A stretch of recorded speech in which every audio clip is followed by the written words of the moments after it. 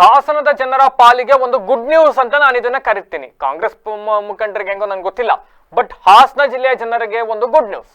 ಯಾಕೆ ಅಂತ ಅಂದ್ರೆ ಇಷ್ಟು ದಿವಸ ಹಾಸನ ಜಿಲ್ಲೆಯ ಉಸ್ತುವಾರಿ ಬೇಡ, ನನಗೆ ಹಾಸನ ಜಿಲ್ಲೆಯ ಉಸ್ತುವಾರಿ ಬೇಡ, ನನಗೆ ಇಷ್ಟ ಇಲ್ಲ ಅಂತ ಹೇಳ್ತಿದ್ರು ಕೂಡ ಒತ್ತಾಯ ಪೂರ್ವಕವಾಗಿ ವಲ್ಲದ ರಾಜಣ್ಣ ಅವರನ್ನ ಹಾಸನ ಜಿಲ್ಲೆಯ ಉಸ್ತುವಾರಿ ಸಚಿವರನ್ನಾಗಿ ನೇಮಕ ಮಾಡಲಾಗಿತ್ತು, ಮುಂದುವರಿಸಿಕೊಂಡು ಹೋಗಲಾಗ್ತಾ ಇತ್ತು. ರಾಜಣ್ಣ ಅವರು ಪದೇ ಪದೇ ಸರ್ಕಾರಕ್ಕೆ ಪತ್ರ ಬರಿತಾ ಇದ್ರು, ನನಗೆ ಹಾಸನ ಜಿಲ್ಲೆಯ ಉಸ್ತುವಾರಿ ಬೇಡ ಅಂತ, ನನಗೆ ವಿಮುಕ್ತಿ ಕೊಟ್ಟುಬಿಡಿ ಅಂತ ಬರಿತಾ ಇದ್ರು. ಆದ್ರೂ ಕೂಡ ಸರ್ಕಾರ ಅವರ ಮನವೊಲಿಸಿ ಅವರನ್ನೇ ಮುಂದುವರೆಸುವ ಪ್ರಯತ್ನವನ್ನ ಪಡ್ತಾ ಇತ್ತು. ಆದ್ರೆ ಕೊನೆಗೂ ಕೂಡ ಈಗ ರಾಜಣ್ಣ ಅವರಿಗೆ ಹಾಸನ ಜಿಲ್ಲೆಯಿಂದ ಗೇಟ್ ಪಾಸ್ ನೀಡಲಾಗಿದೆ. ಹಾಸನ ಜಿಲ್ಲಾ ಉಸ್ತುವಾರಿ ಸ್ಥಾನಕ್ಕೆ ಕಂದಾಯ ಸಚಿವರಾಗಿರ್ತಕ್ಕಂಥ ಕೃಷ್ಣ ಬೈರೇಗೌಡ ಅವರನ್ನ ನೇಮಿಸಿ ಸರ್ಕಾರ ಅಧಿಕೃತವಾಗಿ ಆದೇಶವನ್ನ ಹೊರಡಿಸಿದೆ. ಮಧ್ಯಾಹ್ನದ ವೇಳೆಗಾಗಲೇ ಒಂದು ಆದೇಶ ಬಂತು. ಈ ಬಾರಿ ಹಾಸನದಲ್ಲಿ ಸ್ವತಂತ್ರ ದಿನಾಚರಣೆಯ ದಿನದಂದು ಧ್ವಜಾರೋಹಣವನ್ನ ಕಂದಾಯ ಸಚಿವರಾಗಿರ್ತಕ್ಕಂಥ ಕೃಷ್ಣ ಬೈರೇಗೌಡರು ಮಾಡ್ತಾರೆ ಅಂತಕ್ಕಂಥದ್ದು.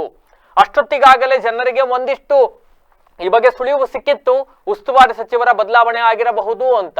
ಆದ್ರೆ ಅಧಿಕೃತವಾಗಿ ಎಲ್ಲೂ ಕೂಡ ಆದೇಶ ಹೊರ ಬಂದಿರಲಿಲ್ಲ. ಅಷ್ಟೊತ್ತಿಗಾಗಲೇ ಸಂಜೆ ವೇಳೆಗೆ ಅಂತ ಅಂದ್ರೆ ಒಂದು 3:30-4 ಗಂಟೆ ವೇಳೆಗೆ ಸಿಎಂ ಸಿದ್ದರಾಮಯ್ಯ ಅವರೇ ಸೈನ್ ಮಾಡಿರ್ತಕ್ಕಂಥ ಒಂದು ಲೆಟರ್ ಕೂಡ ಎಲ್ಲ ಕಡೆ ವೈರಲ್ ಆಯ್ತು. ಅದಾದ ಮೇಲೆ ಅದು ಫೇಕ್ ಅಂತ ಹೇಳಲಾಯ್ತು.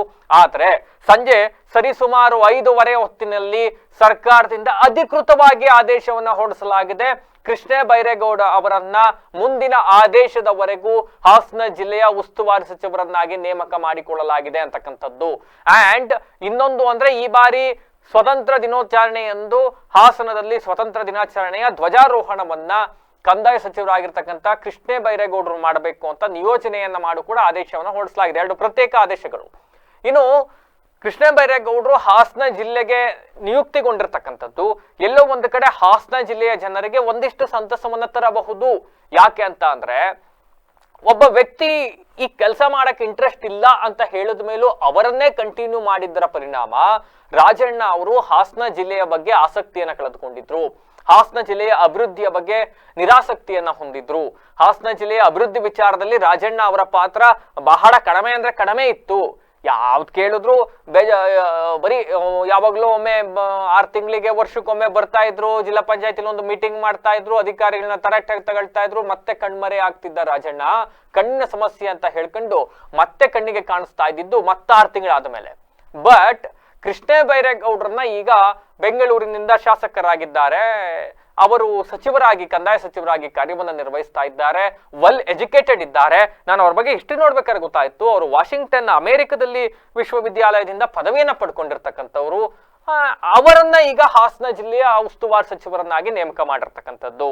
ಹೀಗಾಗಿ ಒಂದಿಷ್ಟು ಜನಪರ ಕೆಲಸಗಳನ್ನೇ ಮಾಡುವ ಮೂಲಕ ಹೆಸರುವಾಸಿಯಾಗಿರ್ತಕ್ಕಂಥ, ಕಾಂಟ್ರವರ್ಸಿಗಳಿಂದ ದೂರ ಉಳಿದಿರ್ತಕ್ಕಂಥವ್ರು. ಅತಿ ಹೆಚ್ಚು ಕಾಂಟ್ರವರ್ಸಿಗಳಲ್ಲಿ ಕೃಷ್ಣ ಬೈರೇಗೌಡರು ಸಿಗಾಕೊಂಡ್ರನ್ನ ನಾನು ನೋಡಿಲ್ಲ, ಬಹಳ ಕಡಿಮೆ. ಯಾಕೆ ಅಂತ ಅಂದ್ರೆ ಅವರು ವೆಲ್ ಎಜುಕೇಟೆಡ್ ಇದ್ದಾರೆ.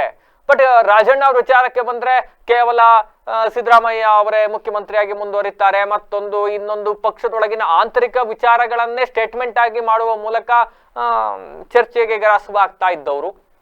ಬಟ್ ಇದೀಗ ಕೆಲಸದ ವಿಚಾರದಲ್ಲಿ ಚರ್ಚೆಗೆ ಗ್ರಾಸವಾಗಬಹುದಾದಂತ ಕೃಷ್ಣ ಬೈರೇಗೌಡರನ್ನ ಹಾಸನ ಜಿಲ್ಲಾ ಉಸ್ತುವಾರಿ ಸಚಿವರನ್ನಾಗಿ ಈಗ ನೇಮಕ ಮಾಡಿರ್ತಕ್ಕಂಥದ್ದು ಎಲ್ಲ ಒಂದು ಕಡೆ ಹಾಸನ ಜಿಲ್ಲೆಯ ಅಭಿವೃದ್ಧಿ ವಿಚಾರದಲ್ಲಿ ಇಲ್ಲಿ ಹೆಂಗಾಗೋಗ್ಬಿಟ್ಟಿತ್ತು ಅಂತ ಅಂದ್ರೆ ಒಂದು ಕಡೆ ರಾಜಣ್ಣ, ಇನ್ನೊಂದು ಕಡೆ ಶಿವಲಿಂಗೇಗೌಡರು.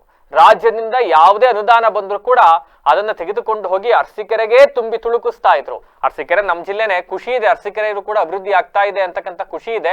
ಬಟ್ ಅರಸೀಕೆರೆ ಜೊತೆಗೆ ಇಡೀ ಜಿಲ್ಲೆಯೂ ಅಭಿವೃದ್ಧಿ ಆಗಬೇಕಾಗಿತ್ತು, ಅದ್ ಆಗಿರಲಿಲ್ಲ. ಈಗ ಕೃಷ್ಣ ಬೈರೇಗೌಡರು ಸಚಿವರಾಗಿ ಬಂದಿರತಕ್ಕಂಥದ್ದು, ಉಸ್ತುವಾರಿ ಸಚಿವರಾಗಿ, ಈಗ ಇಡೀ ಜಿಲ್ಲೆಯನ್ನ ಕಾನ್ಸಂಟ್ರೇಟ್ ಮಾಡ್ತಾರಾ ಕೃಷ್ಣ ಬೈರೇಗೌಡರು ಅನ್ನೋದನ್ನು ಕೂಡ ನಾವು ಕಾದು ನೋಡ್ಬೇಕಾಗುತ್ತೆ. ಅಂಡ್ ಮತ್ತೊಂದು ಪಾಯಿಂಟ್, ಮೊನ್ನೆ ಹಾಸನ ನಗರಾಭಿವೃದ್ಧಿ ಪ್ರಾಧಿಕಾರದ ಅಧ್ಯಕ್ಷರನ್ನ ನೇಮಕ ಮಾಡುವ ವಿಚಾರಕ್ಕೆ ಸಂಬಂಧಪಟ್ಟಂತೆ ರಾಜಣ್ಣ ಹಾಗೂ ಸಿಎಂ ನಡುವೆ ಒಂದಿಷ್ಟು ಮುಸುಕಿನ ಗುದ್ದಾಟ ನಡೆದಿತ್ತು ಅಂತಕ್ಕಂಥ ಮಾಹಿತಿ. ಒಂದು ಸಭೆಯನ್ನ ಮಾಡಲಾಗಿತ್ತು. ಆ ಸಭೆಯಲ್ಲಿ ಹಾಸನ ನಗರಾಭಿವೃದ್ಧಿ ಪ್ರಾಧಿಕಾರಕ್ಕೆ ಯಾರನ್ನ ಅಧ್ಯಕ್ಷರು ಮಾಡಬೇಕು ಅಂತಕ್ಕಂಥ ಚರ್ಚೆ ಬಂದಾಗ ರಾಜಣ್ಣ ಅವರು ಹಾಸನ ನಗರದ ಜನರ ಒತ್ತಾಯ ಏನು ಅಂತಂದ್ರೆ ಸ್ಥಳೀಯರಿಗೆ ಕೊಡಬೇಕು ಹಾಸನ ನಗರಾಭಿವೃದ್ಧಿ ಪ್ರಾಧಿಕಾರದ ಅಧ್ಯಕ್ಷ ಗಾದಿಯನ್ನ ಅಂತಕ್ಕಂಥ ಒತ್ತಾಯ ಇತ್ತಲ್ಲ, ಅದನ್ನ ಸಿಎಂ ಮುಂದೆ ತೆರೆದಿಟ್ಟಿದ್ರು. ಹಾಸನಕ್ಕೆ ಹೂಡಾ ಅಧ್ಯಕ್ಷರನ್ನ ತಾನು ಹೇಳ್ದವ್ರನ್ನ ನೇಮಿಸಬೇಕು, ಹಾಗಾದಾಗ ಮಾತ್ರ ಹಾಸನದಲ್ಲಿ ಪಕ್ಷ ಸಂಘಟನೆ ಸಾಧ್ಯ, ಇಲ್ಲ ಅಂತ ಅಂದ್ರೆ ಕಷ್ಟ ಆಗುತ್ತೆ ಅಂತಕ್ಕಂಥ ಮಾತನ್ನ ಹೇಳಿದ್ರು. ಆದ್ರೆ ಸಿಎಂ ತಮಗೆ ಇಷ್ಟ ಇರುವ, ತಮ್ಮನ್ನ ಓಲೈಸಿರುವ, ತಮ್ಮ ಸಮುದಾಯಕ್ಕೆ ಸೇರಿದವರ, ಕುರುಬ ಸಮುದಾಯಕ್ಕೆ ಸೇರಿದವರ ಆದ ಪಟೇಲ್ ಶಿವಪ್ಪ ಅವರನ್ನೇ ಕೂಡ ಅಧ್ಯಕ್ಷರು ಮಾಡಬೇಕು ಅಂತಕ್ಕಂಥ ಪಟ್ಟಿ ಹಿಡಿದಿದ್ರಂತೆ. ಇದಾದ ಮೇಲೆ ಹಂಗೇನಾದ್ರೂ ನೀವು ನನ್ನ ಮಾತು ಕೇಳೋದಿಲ್ಲ ಅನ್ನೋದಾದ್ರೆ ನಾನು ಈ ಬಾರಿ ಹಾಸನಕ್ಕೆ ಹೋಗಿ ಸ್ವತಂತ್ರ ದಿನಾಚರಣೆಯ ದಿವಸ ಧ್ವಜಾರೋಹಣ ಮಾಡೋದಿಲ್ಲ, ನಾನು ಹಾಸನಕ್ಕೆ ಹೋಗಲ್ಲ, ಉಸ್ತುವಾರಿ ಬೇಡ ನನಗೆ ಅಂತ ಎದ್ದೋಗಿದ್ರಂತೆ. ಇದಾದ ನಂತರ ಇದೀಗ ರಾಜಣ್ಣ ಅವರಿಗೆ ಗೇಟ್ ಪಾಸ್ ಅನ್ನ ಕೊಟ್ಟಿರ್ತಕ್ಕಂಥದ್ದು. ಕೃಷ್ಣ ಬೈರೇಗೌಡ ಅವರನ್ನ ನೂತನ ಉಸ್ತುವಾರಿ ಸಚಿವರನ್ನಾಗಿ ನೇಮಕ ಮಾಡಲಾಗಿದೆ. ಕಾಂಗ್ರೆಸ್ ಸರ್ಕಾರ ಅಧಿಕಾರಕ್ಕೆ ಬಂದ ದಿವಸದಿಂದಲೂ ಕೂಡ ಹಾಸನ ಜಿಲ್ಲೆಯ ಉಸ್ತುವಾರಿ ಸಚಿವರಾಗಿ ರಾಜಣ್ಣ ಅವರೇ ಅಧಿಕಾರವನ್ನ ನಡೆಸ್ತಾ ಇದ್ರು. ರಾಜಣ್ಣ ಅವರು ಹಾಸನ ಜಿಲ್ಲೆ ಉಸ್ತುವಾರಿ ಸಚಿವರು ಆಗಿದ್ರಿಂದ ಏನ್ ಲಾಭ ಆಯ್ತು ಅಂತ ನೋಡಿದ್ರೆ ಹಾಸನ ಜಿಲ್ಲೆಗಾಗಿದ್ದ ಲಾಭ ಕಡಿಮೆ, ಆದ್ರೆ ರಾಜಣ್ಣ ಅವರಿಗೆ ಒಂದಿಷ್ಟು ಲಾಭಗಳಾಯ್ತು.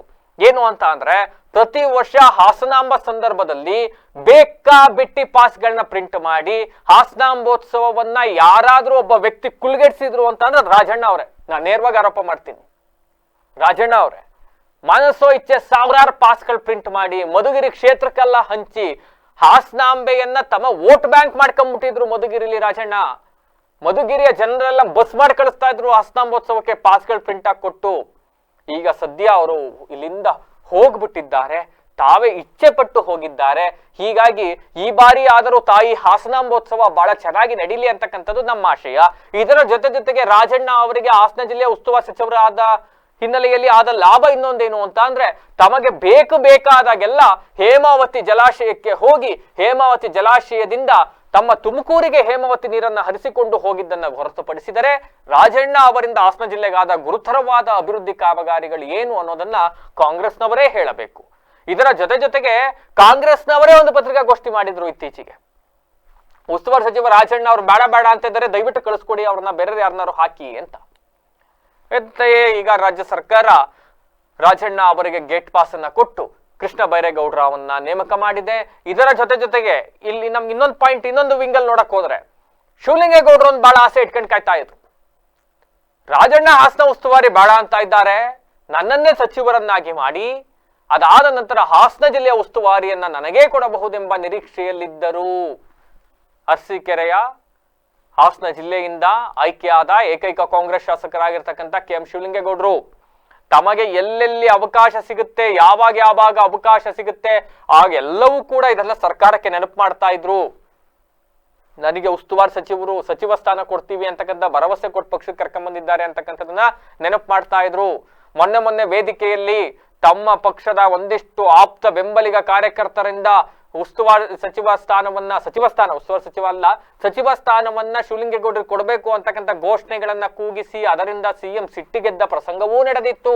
ಇವೆಲ್ಲದರ ನಡುವೆ ಶಿವಲಿಂಗೇಗೌಡರಿಗೆ ಸಚಿವರಾಗ್ತಕ್ಕಂಥ ಎಲಿಜಿಬಿಲಿಟಿ ಇದೆ ಅಂತಕ್ಕಂಥ ಮಾತನ್ನ ಸಿಎಂ ಕೂಡ ಹೇಳಿದ್ರು, DCM ಹೇಳಿದ್ರು. ಇಷ್ಟೆಲ್ಲ ಆದ್ಮೇಲೆ ಶಿವಲಿಂಗೇಗೌಡರು ಎಂದುಕೊಂಡಿದ್ದರು ನನ್ನ ಸಚಿವರನ್ನಾಗಿ ಮಾಡುವುದು ಖಚಿತ, ಇದರ ಜೊತೆಗೆ ಹಾಸನ ಉಸ್ತುವಾರಿ ಸಚಿವ ಸ್ಥಾನವೂ ಉಚಿತವಾಗಿ ಸಿಗುತ್ತೆ ಅಂತ ಅಂದುಕೊಂಡಿದ್ದರು. ಆದ್ರೆ ಇದೀಗ ಶಿವಲಿಂಗೇಗೌಡರಿಗೆ ಎಲ್ಲೋ ಒಂದು ಕಡೆ ನಿರಾಸೆ ಆಗಿದೆ. ಯಾಕೆ ಅಂತ ಅಂದ್ರೆ ರಾಜಣ್ಣ ಅವರಿಂದ ಖಾಲಿಯಾದ ಸ್ಥಾನ, ತೆರವಾದ ಸ್ಥಾನ, ಅವರೇ ಬಯಸಿ ತೆರವು ಮಾಡಿಕೊಟ್ಟ ಸ್ಥಾನಕ್ಕೆ ಈಗ ಕೃಷ್ಣ ಬೈರೇಗೌಡರನ್ನ ತುಂಬಿಸಿ ಹಾಸನ ಜಿಲ್ಲೆಗೆ ಕಳಿಸ್ತಾ ಇರ್ತಕ್ಕಂಥ